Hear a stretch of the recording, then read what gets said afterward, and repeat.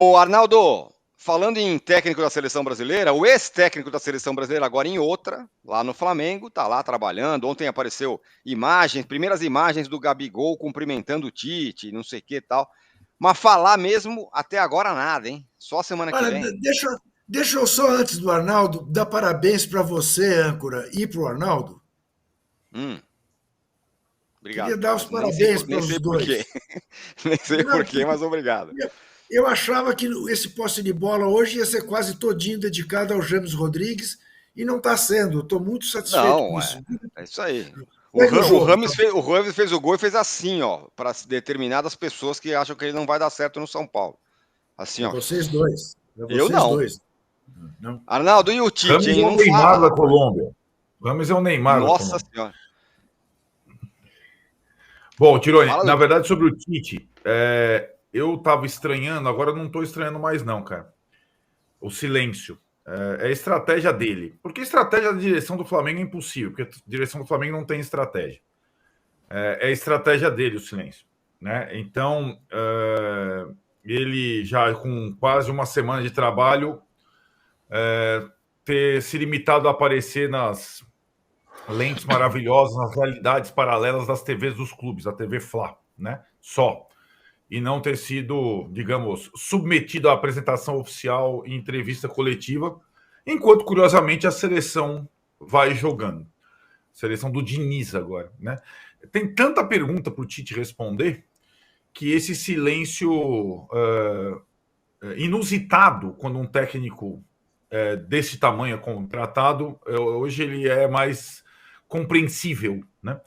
E aí, quando as TVs dos clubes, elas sempre pintam o lado maravilhoso, né? Chegou, fala com todo mundo, tá maravilhoso, treinos empolgam, enquanto o seu ex-time, no caso a seleção, vai jogando e vai expondo as suas deficiências e limitações antigas, algumas, e novas, outras, agora sob novo comando do Fernando Diniz.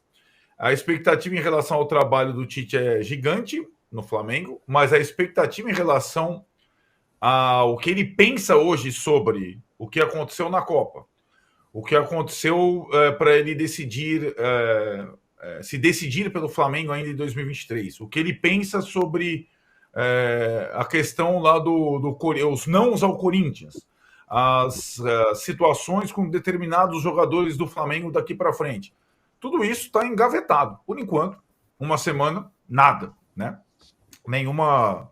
E para mim, pegando a estratégia que o Tite adotou desde que saiu da seleção, que foi o silêncio, esse prolongamento do silêncio só pode ser uma iniciativa dele, né? Porque talvez a direção do Flamengo, que com as suas atitudes quase sempre populistas, fosse capitalizar a contratação do técnico, até vencendo outra vez o duelo com o Corinthians pelo treinador, enfim, trazendo um nome praticamente inquestionável, trazendo um nome forte para dirigir a equipe nessa final de temporada, para promover a reformulação para o ano seguinte. Então é isso. A frase aqui, Flamengo está blindando o Tite no começo do trabalho, talvez fosse Tite está se blindando no começo do trabalho, como fez até agora, desde que perdeu a Copa do Mundo para a Croácia. Fala, Você não Trajano. acha que ele está passando verniz no titês? Vai Pode chegar. ser também. Preparando, Pode ser vocabulário novo, lá no Rio de Janeiro, Flamengo.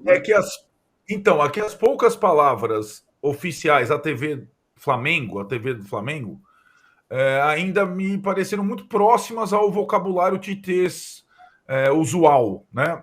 Falando na terceira pessoa, o Tite, o Adenor, dependendo da situação, é o Tite. Por enquanto, quem assumiu foi o Adenor, pelo que ele falou, o pouco que ele falou. O Adenor que assumiu, o Tite ainda não começou. Ô, Mauro, qual a sua leitura desse negócio? Tem uma história aí que estão esperando que o Landim volte para ele estar na apresentação, volte de férias, parece. Cara, eu acho totalmente irrelevante se ele vai falar agora ou semana que vem. Primeiro que não tem uma semana, o cara foi anunciado segunda-feira, hoje é sexta, 4 dias. Ele tá treinando o time, vai falar semana que vem, porque vai falar o que essa semana? Alguém acha que o Tite vai dizer alguma coisa bombástica na coletiva? Sério? Espera mesmo? Não vai falar nada demais. Vai pensar 30 vezes antes de cada resposta. Vão perguntar sobre o Corinthians, que é uma pauta que eu acho que não tem o menor cabimento. O cara é técnico do Flamengo. Toda agora o Flamengo contrata um cara que trabalha no Corinthians, tem que ficar dando explicação para o pessoal de São Paulo. Não tem que falar nada de Corinthians. Corinthians que cuida do Mano Menezes.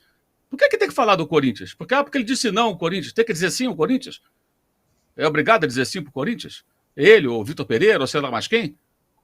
Acho que o Corinthians deveria pensar por que o Renato Gaúcho, o Vitor Pereira, ele, esses três não quiseram o Corinthians, quiseram o Flamengo. Deve ser porque o Corinthians vive mergulhado em problemas que vão muito além dos do Flamengo. Os do Flamengo é incompetência na gestão do futebol. O Corinthians tem isso e mais problemas financeiros e impossibilidade de contratar jogadores de um determinado nível, apesar de toda a sua magnitude, clube imenso, porque é mal gerido, né?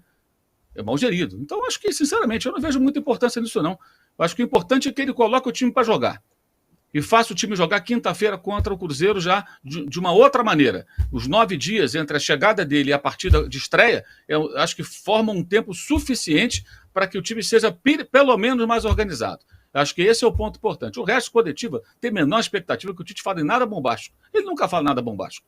E o Titês ele não vai abandonar nunca, não consegue. Eu duvido que ele abandone o Titês. Pode até se esforçar. Que nem o Sampaoli, que ia falar português, falou nada. Tentou ali, ensaiou umas palavras de português, dado momento, depois voltou a falar o Sampaolês. Né? Ou o Jorge Jesus, que fala o jesuês, tem também um dialeto todo dele, né? Tem aquelas expressões que só ele entende, né? Que são até muito engraçadas, colocadas no contexto certo. Então, eu não vejo importância nisso, não. Eu acho que o importante é o jogo. Quinta-feira. O resto vai dar uma entrevista, a gente vai ouvir várias respostas prontas, né? As perguntas já são mais ou menos, a gente já se imagina quais são. Já puseram uma foto dele cumprimentando o Gabriel, e o Gabriel foi lá e postou lá um bem-vindo lá na rede social, meio que já aparando essa aresta, que eu acho também que é uma outra coisa absolutamente tola. O Gabriel estava em cima de um carro elétrico, o trio elétrico, comemorando o título da Libertadores, todo mundo bebendo horrores ali, a torcida canta uma música xingando o Tite, ele do jeito que ele não ia cantar? Claro que ia cantar. Se o Tite for levar isso às últimas consequências, seria uma tolice. E pelo perfil do Tite, alguém acha que ele vai levar isso adiante? Ele vai contornar isso aí, entender como uma coisa que aconteceu. O que ele tem que fazer é recuperar o Gabriel, fazer o Gabriel não ser Lil Gabi, ser Gabigol. Aí sim, aí bacana. Se ele conseguir isso, ponto para ele. Porque o Gabriel não está jogando rigorosamente nada nesse momento. Nada.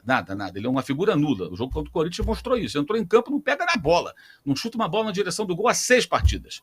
Jogando uma média de 50 minutos por jogo. Quer dizer, é tempo suficiente para ele, pelo menos, conseguir criar algo. Não cria nada. Aí está a tarefa do Tite. Fazer o Cebolinha voltar a jogar, como jogou bem com ele na Copa América de 2019. Ele e a sua comissão técnica entenderem o mistério do Arrascaeta, que está toda hora machucado. Na seleção do Uruguai, não, mas do Flamengo, vira e mexe, está machucado. Perde uma média de 20 jogos por ano. Pelo levantamento do nosso companheiro Raí Monteiro, né? Que estava lá na Band Esporte. Então, peraí. Tem várias coisas que eu acho que só vão vir lá na frente. Na coletiva, cara, o Tite vai enrolar, como sempre enrola, com aquelas palavras dele, tudo. Tu tens isso, tens aquilo, elenco e tal. Não vai ser muito diferente do que fala no mundo maravilhoso da Flá TV, não. Vai ser a mesma coisa. Por isso, a minha expectativa é o campo. O que ele vai fazer no campo? E o que ele vai explicar depois dos jogos, se não for bem. Porque, repito, 9 dias é tempo suficiente para, pelo menos, mostrar alguma organização e um progresso. Né? Ele não é o tapa-buraco. Ele não tá. O Mário Jorge estava nessa função, coitado. Não pode esperar nada dele. Ele é o técnico contratado para arrumar o time. E em 9 dias dá para dar uma boa arrumada. Dá para, pelo menos, apresentar algum padrão, alguma coisa minimamente concreta de um time que vinha aí jogando, sei lá, do jeito que era possível, sem grande empenho, inclusive, como a gente viu na acomodado comportamento depois que fez 1-0 contra o Corinthians, cedendo o empate e depois não criando nenhuma grande situação de gol para vencer um jogo que era, entre aspas, vencível. Ô, Juca, se o Tite é um cara que vai muito bem nas coletivas, o cara se prepara, fala um titês ali, não fala muita coisa, não se compromete e tal, a Leila Pereira resolveu dar uma entrevista coletiva, escolheu quem que deveria ir lá, e, meu Deus do céu, à medida que ela ia falando, as pessoas iam se enterrando na cadeira, fazendo, vai piorar.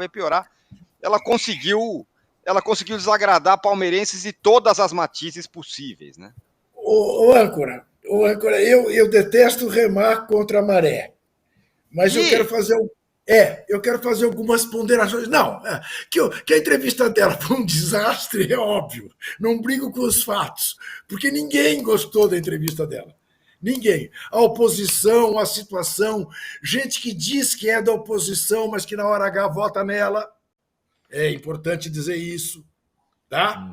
É importante, porque é a tal história, nada como vitórias, nada como taças, nada como títulos, né?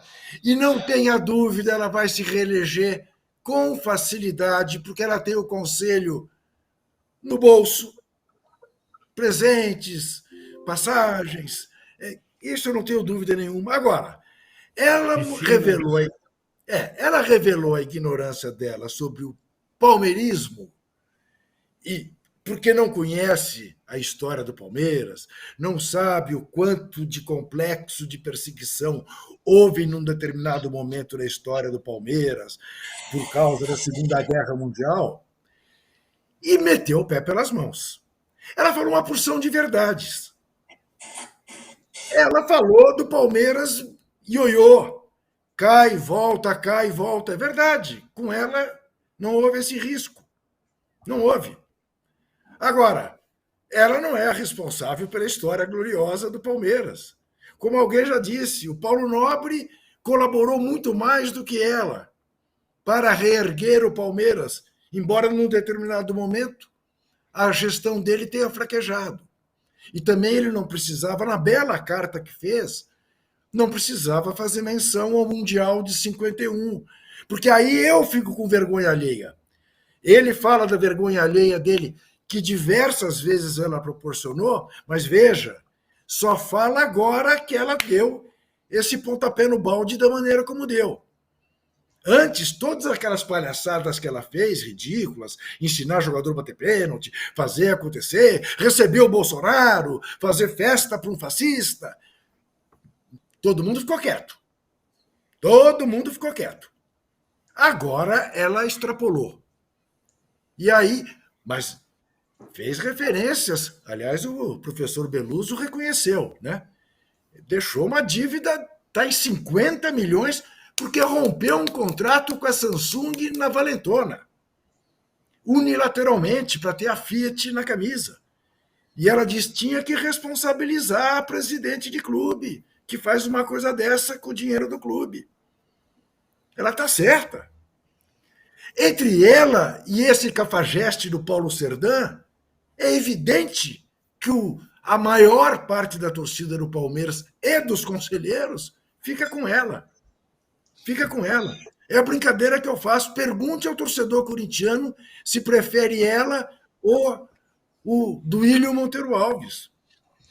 Então, agora, é tal história. Ela é mal assessorada, a começar, né, por convidar determinados jornalistas e deixar outros de fora, a continuar pelo discurso que ela faz, o número de vezes que ela fala, sabe, não acerta uma concordância, é a maioria são, a maioria são, a maioria são. Não custa um assessor de imprensa falar assim, Leila, você que se orgulha tanto de ser jornalista, a maioria é, não é a maioria são. Mas eu acho que ela está apanhando muito mais do que apanharia se tivesse sido a entrevista de um homem. E acho mais, não há nenhum conflito de interesses entre o avião dela e o Palmeiras. Ao contrário, está a serviço do Palmeiras. Conflito de interesses há entre ela ser a presidenta do clube e ser a patrocinadora do clube. Claro. Porque entre pagar a dívida que o Palmeiras tem com a Crefisa e contratar um jogador, é óbvio que ela vai pagar a dívida para a empresa dela. Entre fazer um desencaixe e pagar uma prestação para a empresa dela, vai pagar a prestação, não vai fazer o desencaixe. Esse é o conflito de interesse, que esqueceram como ela virou presidenta do Palmeiras, com um acordo espúrio com o Sr. Mustafa Contursi, que deu a ela um direito que ela não tinha. Deus sabe Deus a que preço. Ela sabe disso também. Nisso também não se toca, porque ela estava ganhando tudo. Para que vai se falar disso? Então, eu acho que, em última análise, se tivesse sido um cara de calça, paletó e gravata, que tivesse cometido as barbaridades que ela cometeu sobre a história do Palmeiras, não teria a repercussão que tem por ter sido uma mulher que falou. Meteu o pé pelas mãos, mas não acredito que isto influencie na reeleição dela. Quem viver, verá. Qual